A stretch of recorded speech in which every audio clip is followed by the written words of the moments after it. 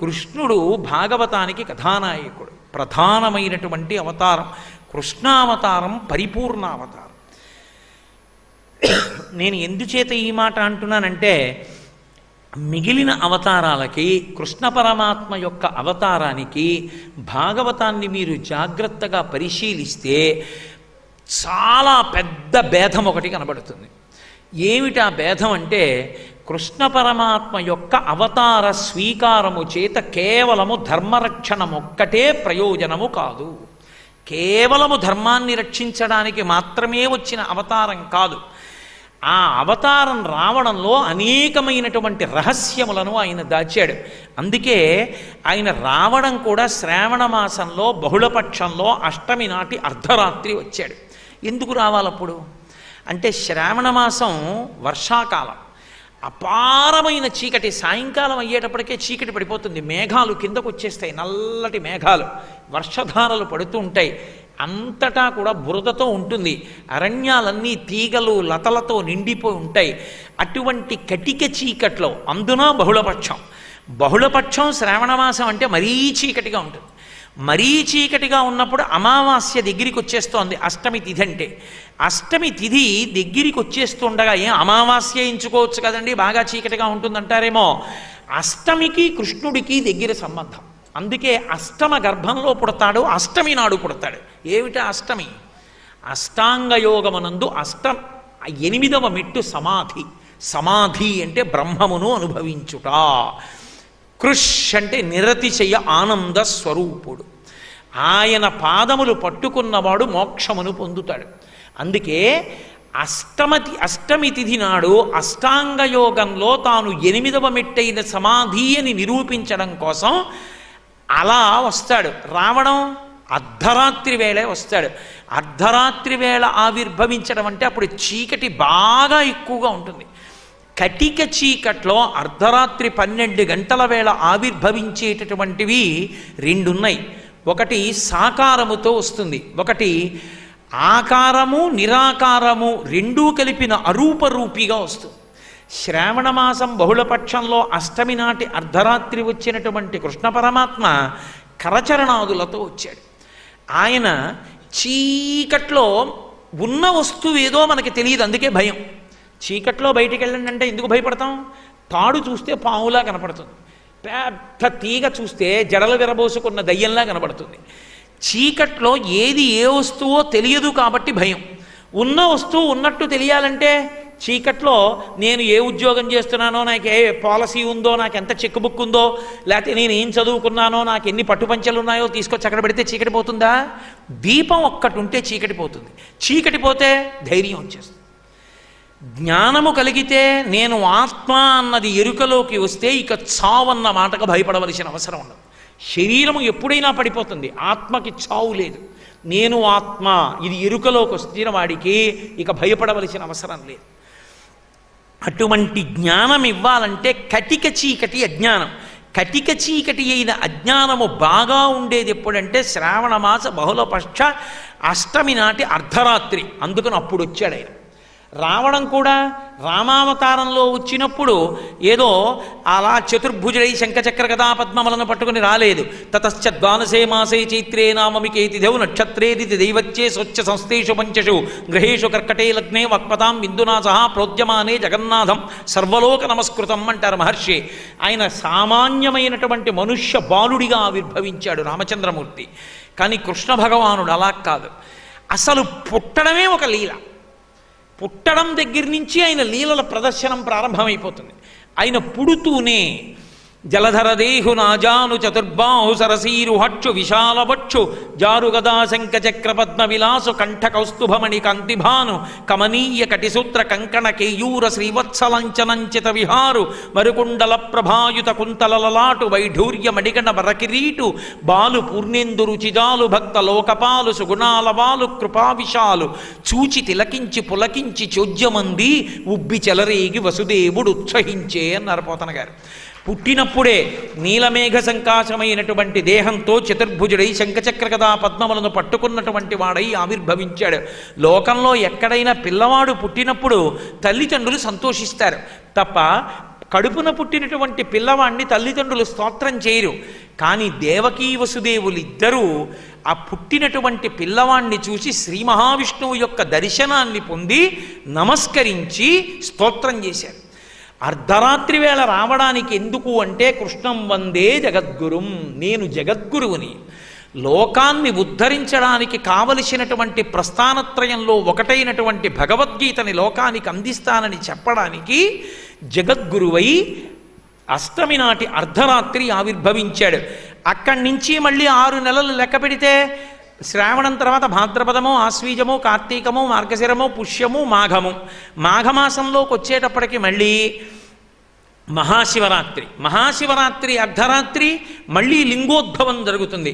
ఆపాతాళ నభస్థలంత భువన బ్రహ్మాండమా విస్ఫుర జ్యోతిస్పాటిక లింగమౌళి విలసత్పూర్ణేందువంతామృతై అస్తోకప్లుతమేకమీశమని సమృద్రానువాకాంజపం ధ్యాయే దీప్సిత సిద్ధయే ధ్రువపదం విప్రోభిషించేచ్చివం బ్రహ్మాండ వ్యాప్త దేహాభజిత హిమరుచాభాసమానాభుజంగై కంఠే కాళాః కపర్దాః కలిత శశికలశ్చండకోదండహస్తాః త్రిక్షా రుద్రాక్షమాలాసులలిత వపుషః సంభవా మూర్తిభేదాః రుద్రాశ్రీ రుద్రసూక్త ప్రకటిత విభవానః ప్రయచ్చస్తు సౌఖ్యం అని జ్యోతిర్లింగమై అర్ధరాత్రి వేళ మళ్ళీ అజ్ఞానాన్ని పోగొట్టడానికి పాతాళం నుంచి ఆ పై వరకు బ్రహ్మ విష్ణువులకు కూడా తెలియనంత పైకి జ్యోతిస్తంభమై వెలుస్తాడు.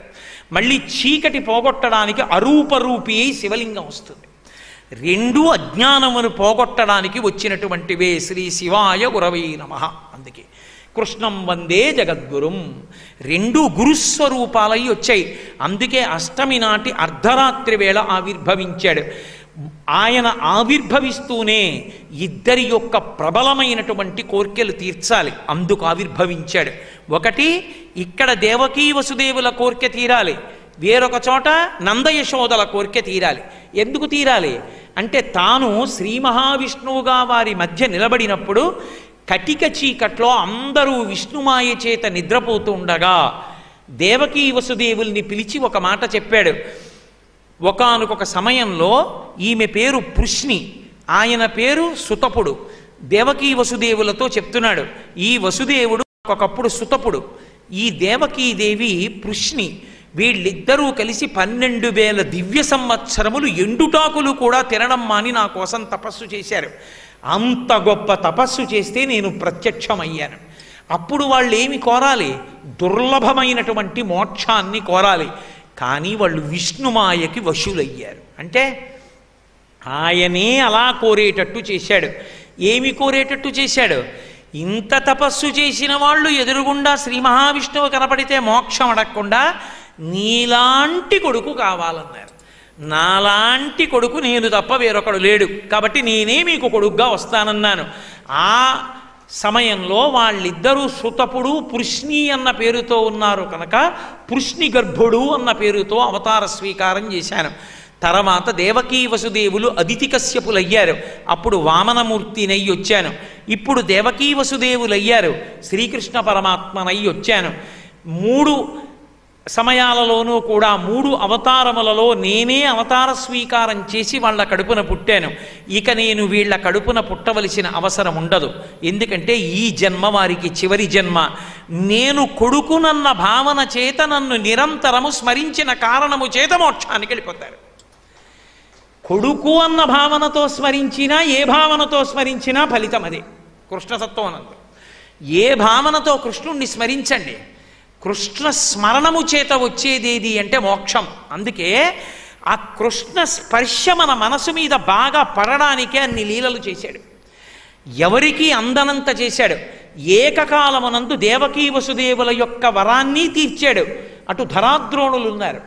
ధరాద్రోణులు, ద్రోణుడు అష్టవసువులలో ఒకడు, ఆయన భార్య ధరాదేవి. వీళ్ళిద్దరూ చతుర్ముఖ బ్రహ్మగారి దగ్గరికి వెళ్ళారు కృష్ణావతారం వచ్చే సమయంలో. వెడితే బ్రహ్మగారు అన్నారు, అందరినీ కృష్ణావతారంలో కృష్ణుడికి సహాయం చేయడానికి భూమి మీదకి వెళ్ళమన్నాను, మీరు కూడా వెళ్ళండి అన్నాడు. అంటే వాళ్ళు అన్నారు, మేము వెడతాం, కానీ మాకు వరం ఇస్తే వెడతామన్నారు. ఏం వరం కావాలన్నాడు. నాకేం వరం కావాలి అంటే భూమి మీదకి కృష్ణుడి యొక్క అవతారం వచ్చినప్పుడు ఆ కృష్ణుడికి సేవలు చేసుకునేటటువంటి అదృష్టము మాకు కల్పించు. అలా కల్పిస్తే మేము పెడతామన్నారు. తప్పకుండా మీకు అటువంటి అవకాశం కల్పిస్తాను, మీరు కృష్ణుడికి ఎన్నో సేవలు చేస్తారు, వెళ్ళండి అన్నాడు. అందుకే శుకబ్రహ్మని పరీక్షిత్తు గుండెలు బాదుకుని అడిగాడు, జగదీశ్వరునకు చన్నిచ్చు తల్లిగా ఏమి నోము నోచయి యశోద, పుత్రుడంచు అతని పోషించు తండ్రిగా నందుడేమి చేసే నందితాత్మ. లోకాలనన్నింటినీ పోషించగలిగిన కృష్ణుడికి తల్లినని ఆమె స్తన్యం ఇవ్వడమా? లోకాలకి తండ్రి అయినటువంటి శ్రీ మహావిష్ణువుకి తాను అన్నం పెడుతున్నానని నందుడేమో నడిచి రావడమా? ఏ పుణ్యం చేశారయ్యా వీళ్ళిద్దరూ అన్నాడు. అంటే అప్పుడు చెప్పాడు శుకుడు, వీళ్ళు ధరాద్రోణులు, వీళ్ళు బ్రహ్మగారిని వరం అడిగితే మీరు ఆయన్ని సేవించే అవకాశం ఇస్తానని బ్రహ్మగారు వరం ఇచ్చాడు. కృష్ణ పరమాత్మ సేవ చేసుకునే అవకాశం కల్పించడం కోసం పుడుతూనే దేవకీ వసుదేవులకు కుమారుడై వేరొక పక్కన తాను పెరుగుతున్నప్పుడు తనకి సేవ చేయడానికి పెద్దవాడైపోయిన తర్వాత సేవ ఎవరు చేస్తారు? రుక్మిణీదేవి చేయాలి, అష్టమహిషులు చేయాలి, తల్లిదండ్రులు ఎందుకు చేస్తారు? కాబట్టి చిన్నతనంలో సేవలు అందుకోవలసింది తల్లిదండ్రుల దగ్గర. ఆ సేవలు అందుకుంటాడు కృష్ణుడని బ్రహ్మగారు వరం ఇచ్చాడు. బ్రహ్మగారి మాట నిలబెట్టడానికి నందవ్రజానికి వెళ్ళిపోవాలి తాను. అందుకని వెంటనే శిశురూపాన్ని పొందాడు, ఇంత విష్ణు స్వరూపాన్ని ఉపసంహారం చేశాడు. ఆయన ఇలా ఎత్తుకున్నాడంతే వసుదేవుడు. తెలుగు భాగవతం ప్రకారం అయితే ఎత్తుకుని గుండెల మీద పెట్టుకోగానే ఏం చెయ్యాలో తెలిసిపోయింది. ఎందుకు తెలిసిపోతుంది? పరిపూర్ణ అవతారం గనక కృష్ణావతారం. అవతారమునకు పరమేశ్వరుని యందు 3 లక్షణాలు ఉంటాయి. ఆయనకి ఆనవమలము, కార్మికమలము, మాయికమలము అని 3 మలములు ఉండవు. ఆనవమలము అంటే మనందరి శరీరాలు పంచభూతాలతో తయారవుతాయి. అన్నిటిలోనూ పృథివాప తేజోవాయురాకాశములు ఉంటాయి. కానీ భగవంతుని యొక్క శరీరము అలా నిర్మాణము కాదు, అది దివ్యమైనటువంటి శరీరం. ఆ శరీరం కాబట్టి ఆణవమలం ఉండదు, కార్మికమలం ఉండదు. చేసిన కర్మల యొక్క ఫలితాలు అనుభవించడానికి మనం పుడతాం. చేసిన కర్మల ఫలితం అనుభవించడానికి వచ్చినవాడు కాడు, మన కర్మలు దిద్దడానికి వచ్చినవాడు. కాబట్టి కార్మికమలం ఉండదు, మాయికమలం ఉండదు. మనమందరము మాయ చేత ఆవహింపబడి ఉంటాం. కానీ ఆయన అలా మాయ చేత ఆవహింపబడడు, మాయాతీతుడై ఉంటాడు. మాయ ఆయనకి వశవర్తి అయి ఉంటుంది. అందుకని అటువంటి భగవత్ స్వరూపాన్ని ఇలా పట్టుకునేటప్పటికీ కృష్ణుడు చెప్పక్కర్లేదు, ఏం చెయ్యాలో అర్థమైపోయింది. వెంటనే కృష్ణుణ్ణి పట్టుకున్నాడు, బయలుదేరాడు. కాళ్ళకి చేతులకి వేసిన సంకెళ్ళు ఊడిపోయాయి, తలుపులకు వేసిన గొలుసులు ఊడిపోయాయి, మేకులు ఊడిపోయాయి. బయటికి వెళ్ళిపోతున్నాడు. వెంటనే ఆదిశేషుడు వచ్చాడు, పడగలు పట్టాడు, ఎక్కడ తలుపులు అక్కడ మూశాడు. కృష్ణుడి మీద ఏ వర్షం పడకుండా వెంట వస్తున్నాడు. యమునా నది ఒడ్డుకి వెళ్ళారు. ఆ శౌరికి తెరవసగను ప్రకాశోద్దత తుంగభంగ కలిత ధరాసాకాశయగు యమున మును సీతేశునకు పయోధి త్రోవ ఇచ్చిన భంగిన్. ఒకప్పుడు రామచంద్రమూర్తికి సముద్రం ఎలా దారి ఇచ్చేసిందో అలా కృష్ణ పరమాత్మని ఎత్తుకుని వచ్చినటువంటి వసుదేవుడికి యమునా నది దారిచ్చింది. యమున దారివ్వడం అన్న మాటకు అర్థమేమిటి? యమున సూర్యుని యొక్క కూతురు, యముడు సూర్యుని యొక్క కొడుకు. కాలము ముందుకు వెళ్ళిపోతుంది, యమున ముందుకు ప్రవహిస్తుంది. ముందుకు వెళ్ళిపోతున్న కాలంలో ఏ జీవుడు ఎక్కడ పడిపోవాలో అక్కడ యముడు పడగొట్టేస్తాడు. ముందుకు వెళ్ళిపోతున్నటువంటి కాలము దారి ఇచ్చి ఇక పుట్టవలసిన అవసరం లేని స్థితి ఎవరికి కల్పిస్తుందంటే కృష్ణుణ్ణి గుండెల్లో పెట్టుకున్న వాళ్ళకి, కృష్ణుణ్ణి తల మీద పెట్టుకున్న వాడికి. అందుకు యమున దారి ఇచ్చింది. ఇప్పుడు యమున దారిచ్చింది, ఆవలి ఒడ్డుకి వెళ్ళాడు. అవతల నందవ్రజం ఉంది, ఇక్కడ కంసుడు ఉన్నాడు. కంసుడు ఉంటే కృష్ణుడు ఉండడు, కృష్ణుడు వస్తే కంసుడు ఉండడు. కామమున్న చోట కృష్ణుడు ఉండడు, కృష్ణుడు ఉన్న చోట కామం ఉండదు. రాముడు ఉన్న చోట కాముడు ఉండడు అన్నట్టు. రెండు ఒకటే కదు తత్వం. అందుకని తిన్నగా తీసుకెళ్ళాడు. అవతల నందవ్రజంలో నందుని యొక్క భార్య యశోదాదేవికి యోగమాయ ప్రభవించింది. ఎవరు యోగమాయ? ఇది భాగవతంలో పెద్ద రహస్యం. దీన్ని అద్భుతమైన రీతిలో కృష్ణావతారంలో సమన్వయం చేశారు. కృష్ణావతారంలో యోగమాయ అంటే ఎవరో కాదు, నారాయణ నారాయణి. లోకంలో దంపతుల పేర్లుగా ఉంటాయి, పార్వతీ పరమేశ్వరుల యొక్క పేర్లు కూడా విడివిడి ఉండవు. శివ శివాని, భవ భవాని, రుద్ర రుద్రాణి. వాళ్ళ ఏదో హంస హంసిని, నారాయణ నారాయణి, ముందువన్నీ పార్వతీ పరమేశ్వరుల పేర్లు.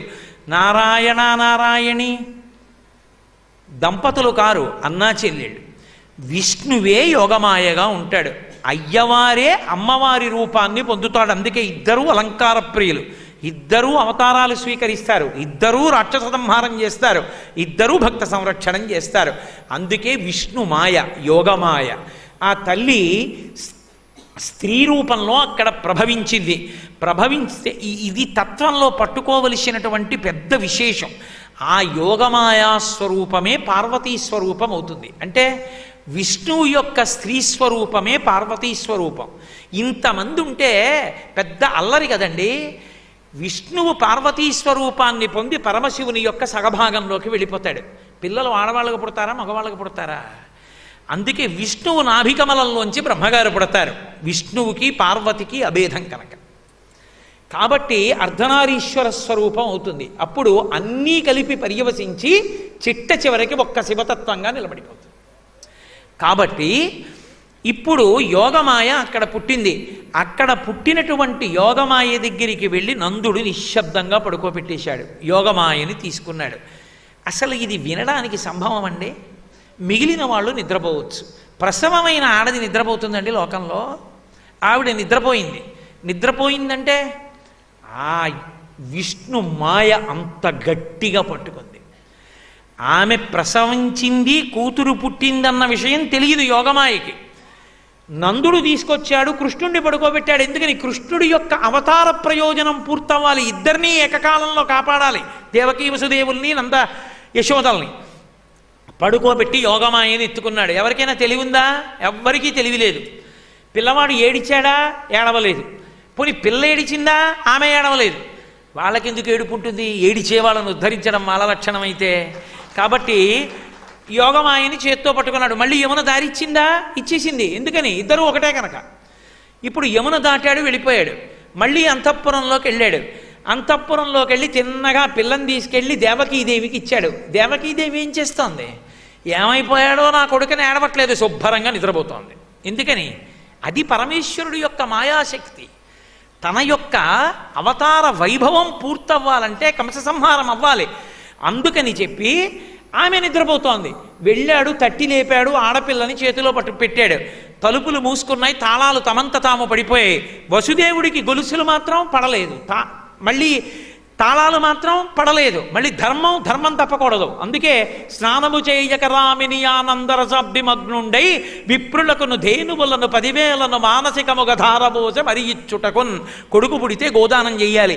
అందుకని చెరసాలలో ఉన్నాడు కాబట్టి మానసికంగా 10,000 గోవుల్ని విప్రులకి దానం చేసేసాడు. ఒక్క కృష్ణావతారంలో ఇన్ని చమత్కారాలు, ఇన్ని మలుపులు. అందుకని ఇప్పుడు 10,000 గోవుల్ని మానసికంగా ధారపోశాడు. కారాగారంలోంచి బయటికి వచ్చాక నిజంగా గోవుల్ని ఇస్తాననుకున్నాడు.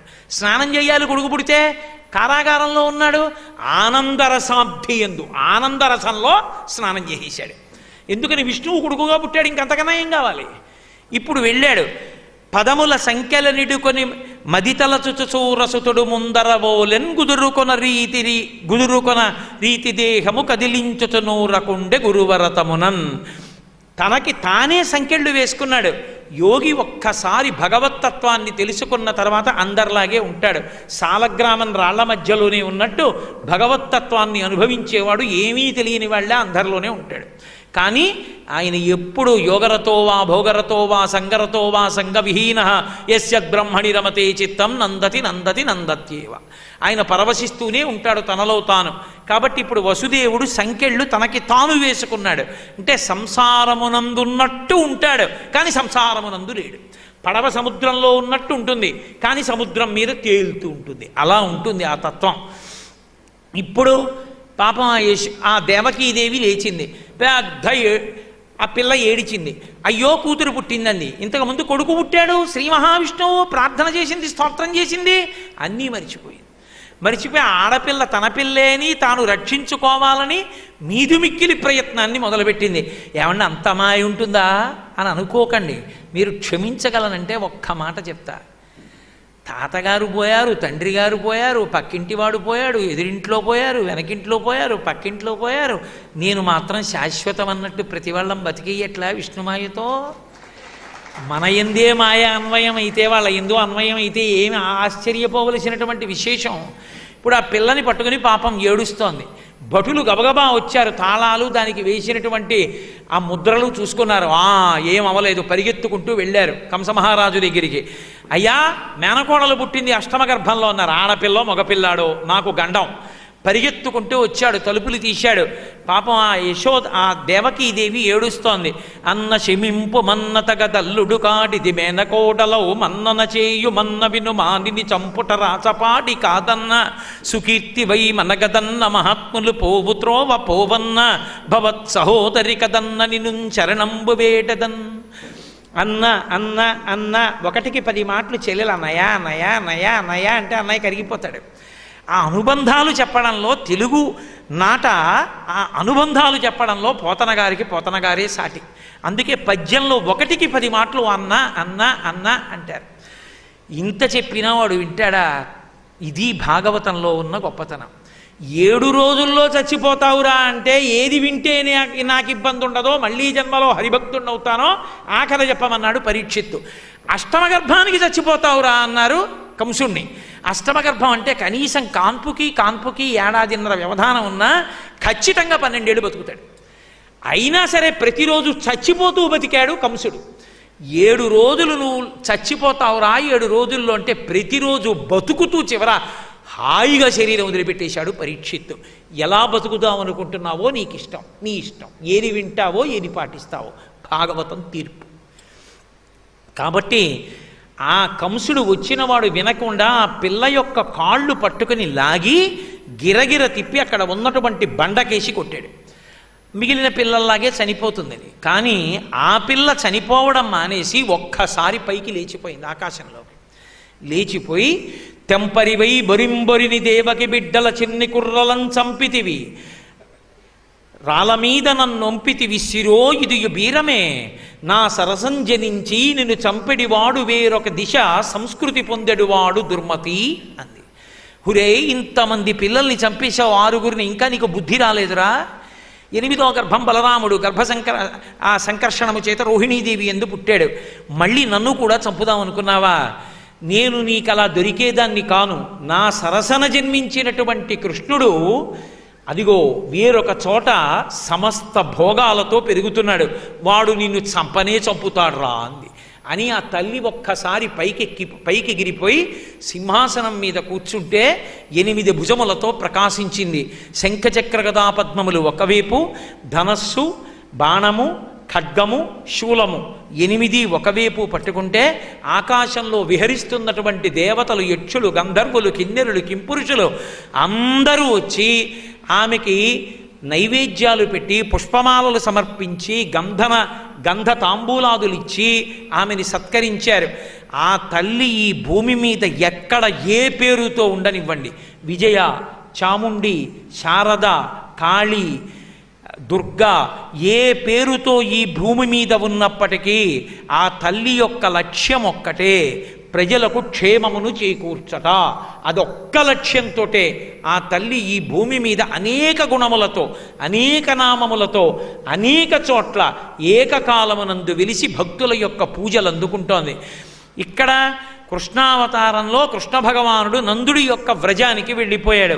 యువతల పక్కన దేవకీ వసుదేవుల దగ్గరికి వచ్చి కంసుడు వేదాంతం చెప్పాడు. మీకు ఆశ్చర్యం ఏమిటంటే రాక్షసులు చెప్పినంత వేదాంతం పురాణాల్లో దేవతలు, ఋషులు కూడా చెప్పారు. అంత గొప్ప వేదాంతం చెప్తారు. కానీ అది మెట్ట వేదాంతం. మెట్ట వేదాంతం అన్న మాటకు అర్థం ఏమిటంటే ఎవడు వేదాంతం చెప్తాడు తప్ప తన జీవితంలో అనుష్ఠాన పర్యంతంలోకి తెచ్చుకోడో, అలా తెచ్చుకోకుండా కేవలం చెప్పడానికే వేదాంతం పనికొస్తుందో అలాంటి వాడిని మెట్ట వేదాంతం ఉన్నవాడు అంటారు. రాక్షసుల వేదాంతం మెట్ట వేదాంతం. వచ్చాడు, దేవకీ వసుదేవుల యొక్క పాదముల మీద పడ్డాడు. పడి, అయ్యో నేను చంపేశాను మీ పిల్లలందరినీ అని మీరు అనుకుంటున్నారు, ఇంతకుముందు 6గురు పిల్లల్ని చంపాను కదా బావా, నేను చంపడం ఏమిటి? లోకంలో చంపేవాడెవడు, చచ్చిపోయేవాడెవడు బావా? ఆత్మ ఎప్పటికీ శాశ్వతంగా ఉంటుంది. భగవంతుడు అలా విధించాడు నా చేత చనిపోవాలని. ఆ అపకీర్తి నేను మూట కట్టుకున్నాను తప్ప నేనా కారకుణ్ణి, నన్ను మన్నించు బావా అన్నాడు. ప్రార్థన చేశాడు. వసుదేవుడు పాపం వెంటనే వేదాంతాన్ని స్మరించాడు, విడిచిపెట్టేశాడు. దేవకీ వసుదేవులు వెళ్ళిపోయారు. అయితే కృష్ణావతారం రావడానికి ఉన్నటువంటి నేపథ్యంలో ఉన్న విశేషాలలో ఇదొకటి. ఈ 6 పిల్లల్ని కంసుడు మొదట చంపలేదు. యథార్థానికి మొట్టమొదటి గర్భం పిల్లవాడు పుట్టగానే వసుదేవుడు పిల్లవాడిని చేతుల్లో పట్టుకుని తీసుకొచ్చి ఇచ్చేశాడు కంసుడికి. బావా మొదటి గర్భం చంపేయమన్నాడు. కానీ కంసుడు అన్నాడు, బావా నీ యొక్క మాట నిబద్ధత నాకు తెలుసు, బిడ్డలు పుట్టగానే తెచ్చిస్తానన్నావు, కడుపున పుట్టిన పెద్ద కొడుకునే తెచ్చి ఇచ్చేసావు, ఇది ఎవరికి చెందుతుంది? నిన్ను నేను నమ్ముతాను బావా, ఇబ్బంది లేదు, తీసుకెళ్ళిపో నీ కొడుకునన్నాడు. అలా 6 కొడుకులు పుట్టారు. 6 తిరిగి ఇచ్చేశాడు. వసుదేవుడు పట్టుకొచ్చేవాడు, కంసుడు తిరిగి ఇచ్చేసేవాడు.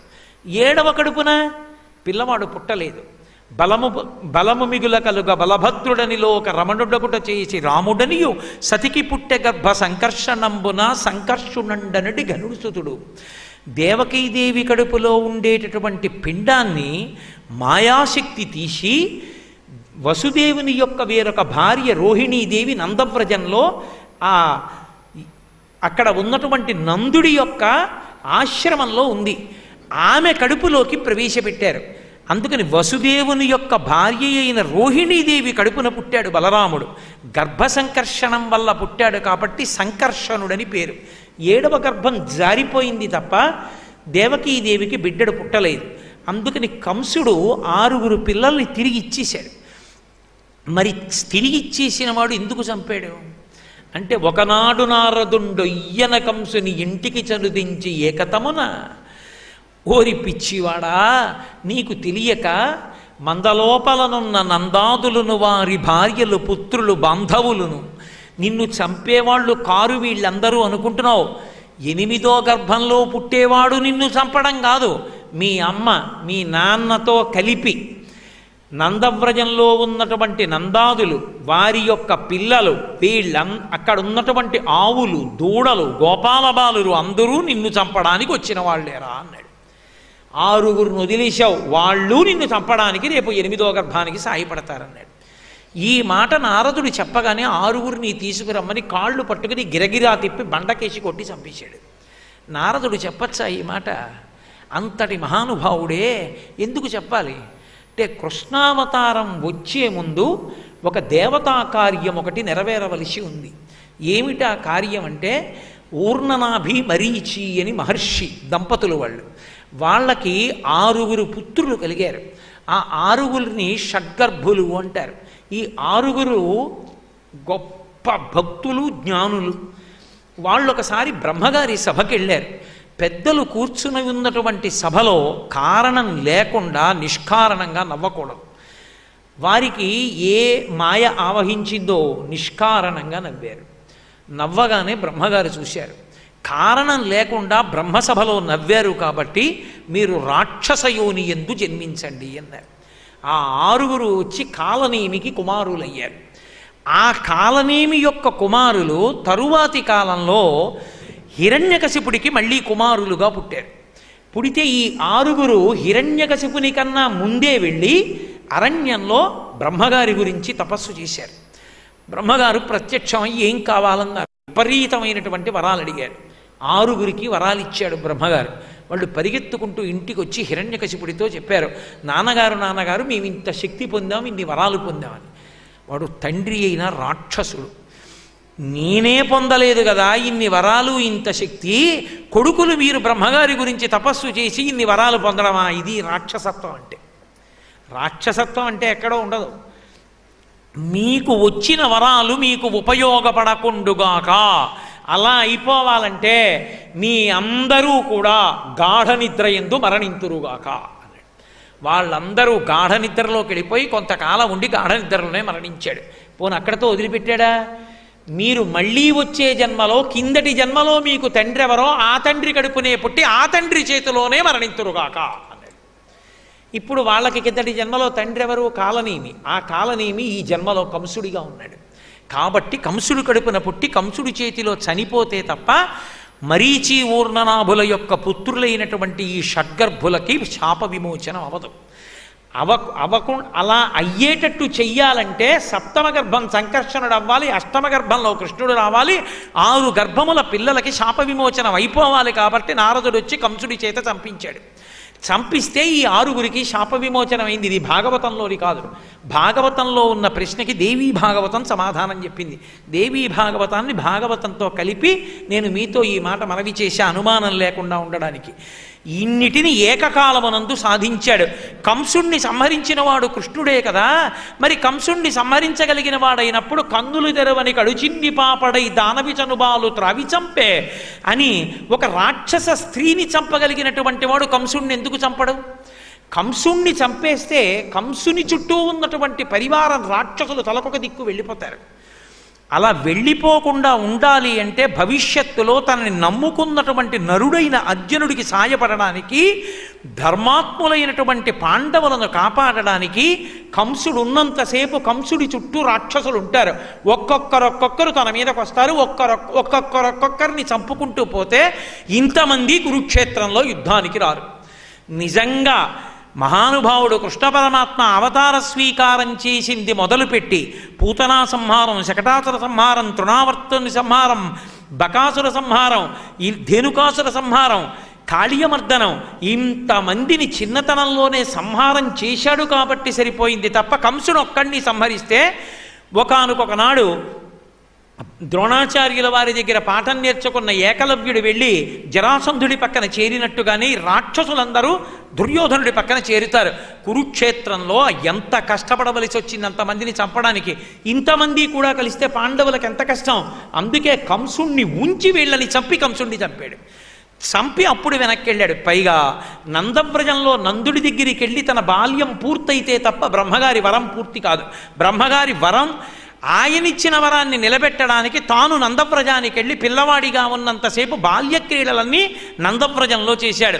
కంసుడున్నప్పుడు మధురమైనది మధుర అంటే కంసుడంటే కాలనేమి కామం, కామంతో మధురమైన మనస్సు కోరికలతో ఉన్నదాని ఎందు కృష్ణుడు ఉండడు.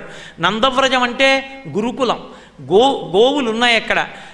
మీరు ఆ ఉపనిషత్తుని బట్టి చూస్తే అక్కడ ఉన్నటువంటి గోపకాంతలందరూ కూడా ఋషులు, అక్కడ ఉన్నటువంటి గోవులన్నీ కూడా ఉపనిషత్తులు, వాటి మధ్య ఉండవలసినటువంటి పరబ్రహ్మము కృష్ణుడు. కాబట్టి ఆయన నందవ్రజానికి ఎడతాడు. నందవ్రజంలో ఉండిదే ఆ యశోదానందుల యొక్క కోరిక తీర్చి బ్రహ్మగారి వరం నిజం చేస్తే అప్పుడు తిరిగి మళ్ళీ ఇక్కడికి వస్తాడు, మధురకి వచ్చి కంస సంహారం చేస్తాడు. ఇన్నిటిని ఏకకాలమునందు సాధించడం కోసమని ఎప్పుడో 12,000 సంవత్సరములు తపస్సు చేసినటువంటి పృష్ణి శుతపులకు మోక్షము కావాలనేటటువంటి కోరిక నోటి వెంట రాకుండా చేసి విష్ణుమాయ వాళ్ళని పట్టుకునేటట్టు చేసి వాళ్ళ నోటి వెంట నీలాంటి కొడుకు కావాలని అనిపించి తాను అవతార స్వీకారం చేసి వాళ్ళకి గుర్తు చేశాడు.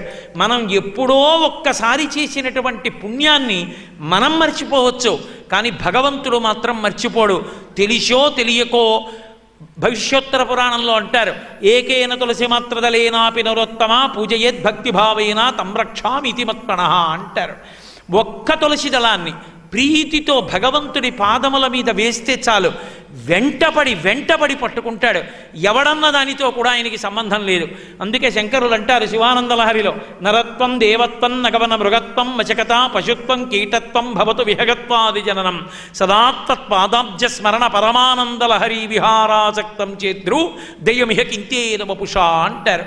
ఏ శరీరమైతే ఏం కావాలి, భగవంతుని యందు భక్తి ఉంటే చాలు.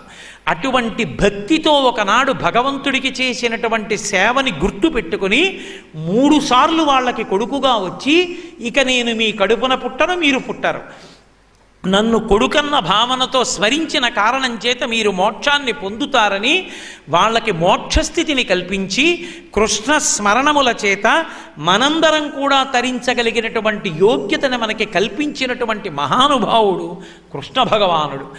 ఇన్నిటిని ఏకకాలమునందు సాధించింది కృష్ణావతారం. అందుకే ఆ అవతారం పరిపూర్ణావతారం. కృష్ణ లీల ఎక్కడ ప్రారంభం అంటే కృష్ణావతార స్వీకారమునందు ప్రారంభం. లోకంలో నాకేదో నేను ఓ పిల్లాడిని తెచ్చి పెంచుకున్నాను అనుకోండి, నేను ఎప్పుడూ చెప్పలేదు అనుకోండి ఆ పిల్లాడికి, వాడు పెరిగి పెద్దవాడు అయిపోతాడు, వాడికి తెలియదు వీడు మా నాన్నగారు కాదని, కానీ నాకు తెలుసు నేను వాడి కన్నతండ్రిని కానని. తప్ప వాడికి తెలియడం ఈయన నాకు కన్నతండ్రి కాదని వాడికి తెలిసి వీడు నాకు కడుపున పుట్టిన బిడ్డ కాడని నాకు తెలియకుండా ఉండడం లోకంలో ఉంటుందా? ఉండదు. విచిత్రం ఏమిటంటే కృష్ణావతారంలో ఎవరు పెంచుతున్నారో ఆ నందయశోదలకి కృష్ణుడు తమ కడుపున పుట్టిన కొడుకు కాడన్న విషయం తెలియదు. ఏ కృష్ణుడు నందయశోదలకి కొడుకుగా పెరుగుతున్నాడో ఆ కృష్ణుడు సర్వజ్ఞుడు కనుక, 3 మలములకు అతీతుడు కనుక, పరిపూర్ణావతారము కనుక, పరబ్రహ్మము కనుక ఆయనకి తెలుసు నేను వీళ్ళకి కొడుకును కానని. అన్నిటినీ మించి కృష్ణావతారానికి ఉన్న గొప్ప విశేషం ఏమిటో తెలుసా? ఇవాళ ద్వాదశి తిథి, విష్ణుప్రీతి. కృష్ణుడి గురించి వింటే చాలు, కృష్ణావతారం గురించి. పక్క భీష్మేకాదశి పక్కన వచ్చిన ద్వాదశి మాఘమాసంలో, ఏ పాములెరుగక ఏ పారుమేటికి పశుల కాపరి ఇంట పాము కలిగే, ఏ కర్మయులు లేక వెలయునొక్కడికి ని జాతకర్మంబులు సంభవించే, ఏ తల్లి చనుబాలు ఎన్నడెరుగని ప్రోఢ తల్లి యశోద చన్నుల పాలు త్రవనిరిగే, ఏ హాని వృద్ధుల నెరుగని బ్రహ్మంబు పొదివిటిలో వృద్ధి పొందనుందే, ఏ చదువులనైన ఎలమి పండని పంట వల్లవీజనముల పాడపండే, ఏ చదువులనైన ఇట్టిట్టిదనరాని అర్ధమవయవముల యందు అందముందే, ఏ తపములనైన ఎలమి పండని పంట వల్లగీ జనముల వాడపండే. కృష్ణావతారానికి ఉన్న గొప్పతనం ఏమిటంటే బ్రాహ్మణుడిగానో క్షత్రియుడిగానో రాలేదు, యజ్ఞభోక్త.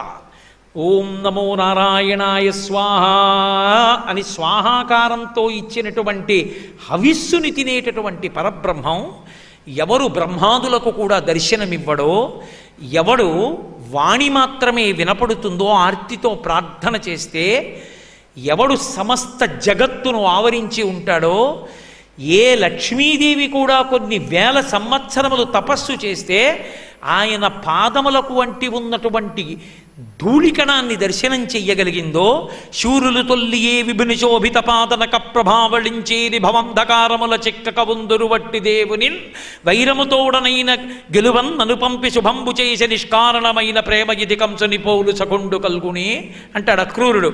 కొన్ని జన్మల పాటు సంసారములు విడిచిపెట్టి హిమాలయ పర్వతాల మీద కూర్చుని తపస్సు చేసినప్పటికీ ఏ మహానుభావుని కాలి గోటి కాంతి కూడా దర్శనం కాదో అటువంటి వాడు ఎక్కడికొచ్చి అవతార స్వీకారం చేశాడంటే అన్నిటికన్నా కిందకొచ్చేసి, తలకడిగితే మొలకడగని వాళ్ళు, మొలకడిగితే తలకడగని వాళ్ళు, నిన్న రాత్రి నిలవపెట్టిన సద్దన్నం ఇవాళ తినేటటువంటి అలవాటు ఉన్నటువంటి గోపాలబాలుర కుటుంబంలో పుట్టాడు. ఏ పాములెరుగక ఏ పారుమేటికి పశుల కాపరి ఇంట పాము కలిగే. పోని ఊరుకున్నాడా అక్కడతో? ఏ కర్మయులు లేక వెలయునొక్కడికి జాతకర్మంబులు సంభవించే. అసలు ఆయనకి కర్మ చెయ్యవలసిన అవసరం లేదు, కర్మే లేదు ఆయనకి. పరమాత్మకి కర్మ ఎక్కడుంది? ఏ కర్మ లేని వాడికి జాతకర్మ చేశారు. జాతకర్మ చేసి ఆయనకు నామకరణం చేశారు, అన్నప్రాసన చేశారు, ఆ పిల్లాడిని తీసుకొచ్చి ఓ బండి కింద ఉయ్యాల గట్ట అందులో పడుకోబెట్టారు. ఇవన్నీ చేయిస్తుంటే ఏమీ తెలియని పిల్లాళ్ళ చేయించుకున్నాడు. జాతకర్మంబులు సంభవించే, ఏ తల్లి చనుబాలు ఎన్నడెరుగని ప్రోఢ తల్లి యశోద చన్నుల పాలు త్రావనిరిగే.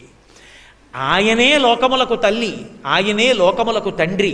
అటువంటి వాడు తల్లి అన్న శబ్దం తెలియనివాడు, తల్లి చనుబాలు తాగడం తెలియనివాడు కృష్ణావతారంలో అమ్మ ఒళ్ళో పడుకున్నాడు, అమ్మ స్తన్యం తాగాడు.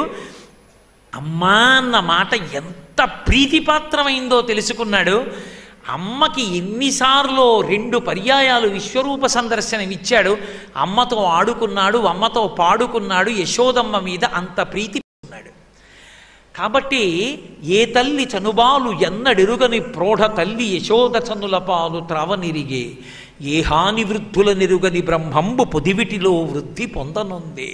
మనకైతే 6 వికారాలుంటాయి: పుట్టినది, ఉన్నది, పెరిగినది, తరిగినది, మారినది, నశించినది. ఏదో ఒక ప్రత్యేకమైన తేదీకి ముందు ఈ శరీరం లేదు, ఒక ప్రత్యేకమైన తేదీ నాడు ఈ శరీరం పుట్టింది. పుట్టిన శరీరము ఉన్నది, ఉన్నది పెరిగినది, పెరిగినది తరిగినది. కొంతకాలం అయిపోయిన తర్వాత వృద్ధాప్యం వస్తే సన్నబడిపోతుంది. తరిగినది, మార్పు చెందినది. ఆయనేనండి ఈయన అని ఆశ్చర్యపోయేటట్టు అయిపోతుంది. నశించిపోయినది, ఒకనాడ శరీరం పడిపోతుంది. పరమాత్మకి ఆ వికారాలు లేవు. ఏ వికారాలు లేనివాడు అమ్మ ఒళ్ళో పెరుగుతున్నాడు. ఎంత విచిత్రం! పెరగడం తరగడం తెలియని పరమాత్మ పెరుగుతున్నాడు అమ్మ ఒళ్ళో. దీనికి చాలదన్నట్టుగా ఏ తపములనైన ఎలమి పండని పంట వల్లవీ జనముల వాడపండే, ఎంత తపస్సు చేసినా మాంసనేత్రంతో చూడడానికి వీలు కాని పరమాత్మ, ఏ తపస్సు లేని వాళ్ళు, అసలు శౌచమన్న మాట తెలియనటువంటి వాళ్ళు, సద్దెన్నం తినేవాళ్ళు, పశువుల్ని కాసుకునేటటువంటి గోపాల బాలుర మధ్యలో పుట్టి గోపకాంతల ఇళ్ళకెళ్ళి వెన్న తిని వాళ్లతో ఆడుకున్నాడు. ఏ చదువులనైన ఇట్టిట్టిదనరాని అవయవముల యందు అందముంది. ఎంత చదువుకున్నవాడైనా పరబ్రహ్మం ఎలా ఉంటుందంటే చెప్పు అంటే చెప్పలేరు. అందుకే ఈ లోకంలో ఎంగిలి కానిదంటూ ఉంటే ఒక్కటే అన్నారు రామకృష్ణ పరమహంస. భాగవతం కూడా ఎంగిలైపోయింది. ఎందుకంటే నేను మాట్లాడినప్పుడు నా నోట్లోంచి రాలా, ఎంగిలైంది. కానీ ఎంగిలి కానిది ఒక్కటే ఆత్మ. అది అనుభవింపబడుతుంది తప్ప చెప్పబడదు. యతో వాచో నివర్తంతే అప్రాప్య మనసా సహా, మనసు వాక్కు పనిచేయకుండా ఆగిపోయిన చోట ఆత్మ అనుభవింపబడుతుంది. అటువంటి ఆత్మస్వరూపుడైనటువంటి కృష్ణుడు ఏ చదువుల చేత చెప్పబడనటువంటి వాడు ఆ వల్లవీ జనముల మధ్య గోపకాంతల మధ్యలో అందమైన రూపంతో పెరిగి పెద్దవాడవుతున్నాడు. అందరూ చూడడానికి వీలుగా.